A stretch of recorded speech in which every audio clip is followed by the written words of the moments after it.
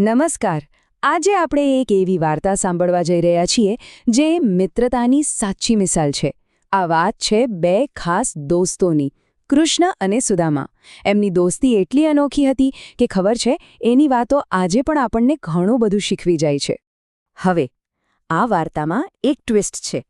આ બે મિત્રોમાંથી એક હતા શક્તિશાળી રાજા અને બીજા પાસે કશું જ નહોતું, સાવ ગરીબ. નવાઈ લાગે ને કે ભાઈ આટલો મોટો તફાવત અને છતાં પાકી દોસ્તી? ચાલો આપણે એમની આ અદ્ભુત વાર્તામાં જરા ઊંડા ઉતરીએ અને જોઈએ કે આ કેવી રીતે શક્ય બન્યું. તો આ બે મિત્રો એટલે એક તરફ હતા દ્વારિકાના રાજા ભગવાન શ્રી કૃષ્ણ અને બીજી તરફ હતા એમના બાળપણના દોસ્ત એક ગરીબ બ્રાહ્મણ સુદામા. એમની દુનિયા કેટલી જુદી હતી, ચાલો એના પર એક નજર કરીએ. અહીંયા જુઓ, આ તફાવત કેટલો મોટો છે. એક બાજુ શ્રી કૃષ્ણ, દ્વારિકાના ભવ્ય મહેલમાં રહેતા એક રાજા. એમની પાસે તો અપાર ધન સંપત્તિ હતી, કોઈ વાતની કમી જ નહીં. અને બીજી બાજુ એમના જ મિત્ર સુદામા, એક નાનકડી ઝૂંપડીમાં રહેતા જ્યાં 2 ટંકના ભોજન માટે પણ સંઘર્ષ કરવો પડતો હતો. જમીન આસમાનનો ફરક નહીં. હવે સમય વીતતો ગયો અને સુદામાની ગરીબી એટલી બધું વધી ગઈ કે પરિવારનું ગુજરાન ચલાવવું પણ મુશ્કેલ બની ગયું. બસ આવા જ એક સમયે એમની પત્નીએ એમને યાદ અપાવ્યું કે એમના મિત્ર તો દ્વારિકાના રાજા છે અને બસ અહીંથી સુદામાની દ્વારિકા તરફની યાત્રા શરૂ થાય છે. એમની પત્નીએ ખૂબ આશા સાથે કહ્યું, અરે, તમારા મિત્ર તો ખુદ દ્વારિકાના રાજા છે. તમે એકવાર જાઓ તો ખરા, એમને મળો.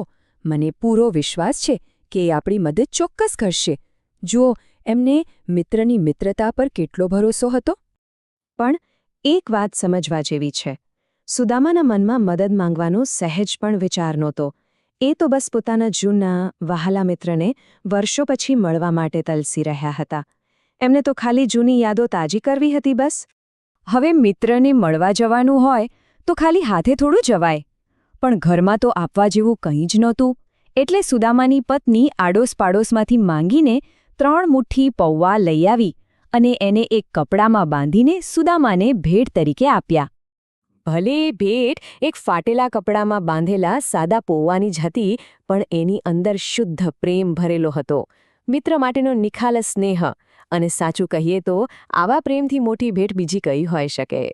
તો લાંબી મુસાફરી પછી સુદામા આખરે દ્વારિકા પહોંચ્યા.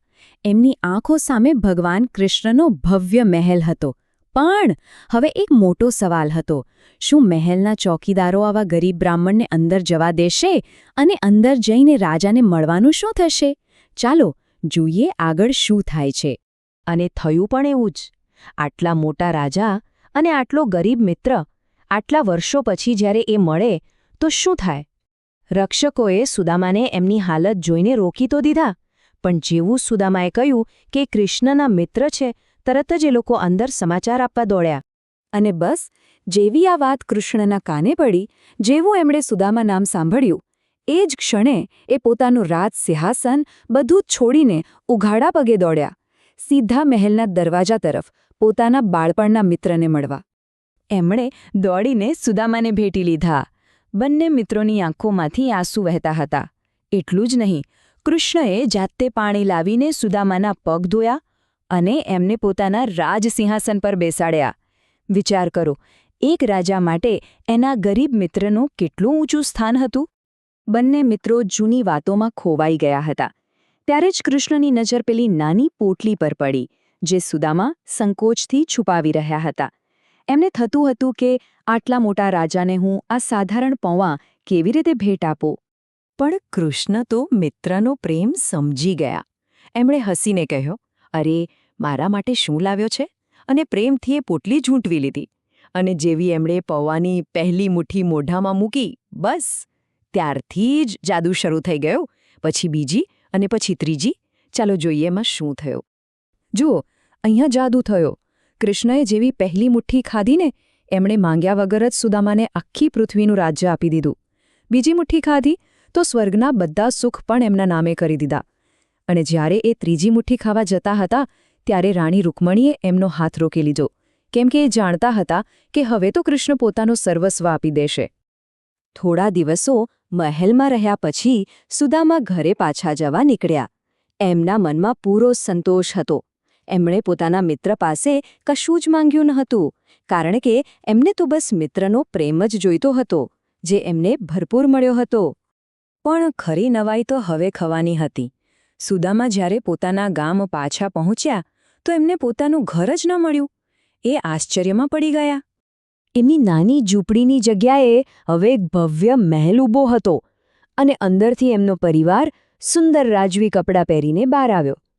સુદામા તરત જ સમજી ગયા, આ બધું એમના મિત્ર કૃષ્ણનો જ પ્રેમ હતો, જેમણે મોઢેથી કંઈ કહ્યા વગર જ એમના દિલની વાત જાણી લીધી હતી.